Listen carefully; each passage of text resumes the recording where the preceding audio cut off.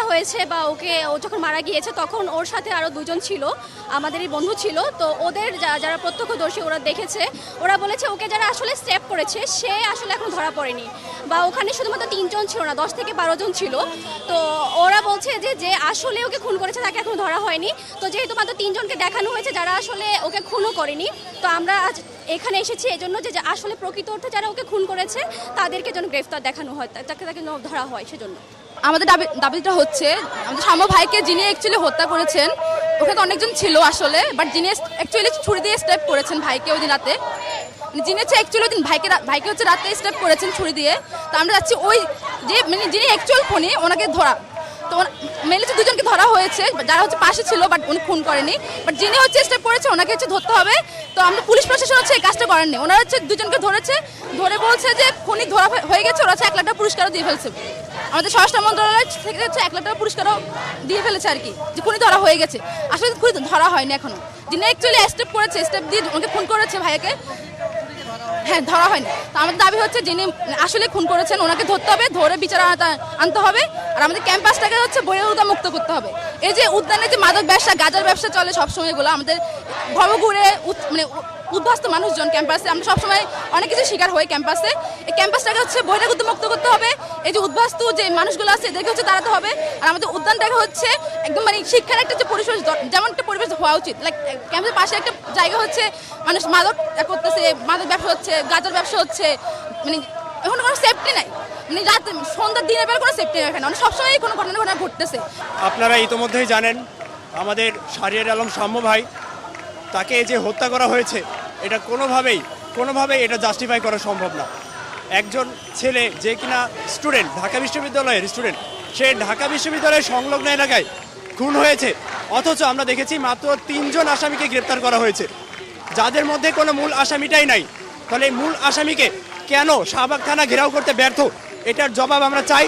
এবং যতক্ষণ না মূল আসামি গ্রেপ্তার হচ্ছে আমরা এই শাহবাগ থানা ঘেরাও করব এবং এই আন্দোলন থামবে না। আগামী 48 ঘন্টা সময় দেওয়া হয়েছে। আমাদের দাবি আজকে একটাই, যে আমরা শাহবাগ থানার সাথে কথা বলতে আসছি, আপডেট জানতে আসছি। এখনো পর্যন্ত খুনিদের কেন গ্রেফতার করা হলো না, যে মূল আসামি তারা কেন এখনো আইডেন্টিফাই করা গেল না, গ্রেফতার করা গেল না, সেটার আমরা জবাবদিহিতা চাইতে আসছি। আর হইল যে পোস্টমর্টেমের রিপোর্ট এখনো পুরোপুরি আসে নাই, 3 দিন হয়ে গেছে, ভাই মারা গেছে, এখনো পর্যন্ত পোস্টমর্টেমের রিপোর্ট কেন আসলো না?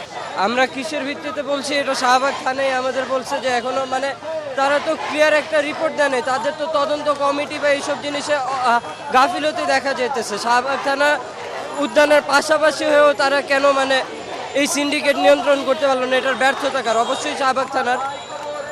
কারা লাভবান হইতেছে? প্রশাসন, শাহবাগ থানা। এসবের ভিত্তিতে আমরা এখানে আসছি।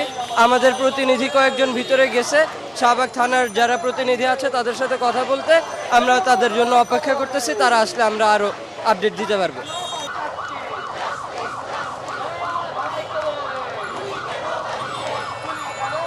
করতে পারি। আমাদের শিক্ষার্থী বন্ধুদের বক্তব্য ছিল 48 ঘন্টার মধ্যেই আমরা দৃশ্যমান মানে একটা উন্নতি অগ্রগতি দেখতে চাই, এবং তারা ফাইনালি যে কথাটি বলেছেন যে তারা কাজ অনেকটাই এগিয়ে নিয়েছেন। তাদের তদন্তের স্বার্থে তারা অনেক কিছুই হয়তো ডিসক্লোজ করতে চাননি। তারা আশাবাদী 48 ঘন্টার মধ্যেই তারা অগ্রগতি জানাতে পারবেন।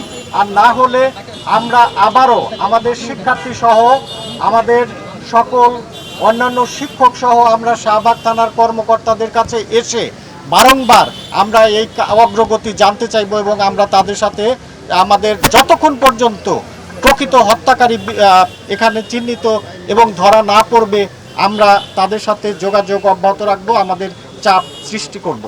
আলোচনা সন্তোষজনক হয়েছে। আমরা আলোচনায় যেটা দেখেছি এইটা আসলে আলোচনাটা সন্তোষজনক, কিন্তু অগ্রগতিটা ওনারা যেহেতু বলতে পারেন নাই, এই অগ্রগতিটা আমরা এখনো মনে করি যে সন্তোষজনক নয়। কিন্তু আমাদের হাতে সময় আছে, আমরা 48 ঘন্টা সময় দিয়েছি, আমাদের আলোচনাটা ফলপ্রসূ হয়েছে, কিন্তু আমরা অগ্রগতিটা এখনো ওনারা বলছেন ওনারা স্যাটিসফাইড, কিন্তু আমরা 48 ঘন্টা সময় দিয়েছি। 48 ঘন্টা পরে আমরা বলতে পারবো এটা স্যাটিসফ্যাক্টরি কিনা।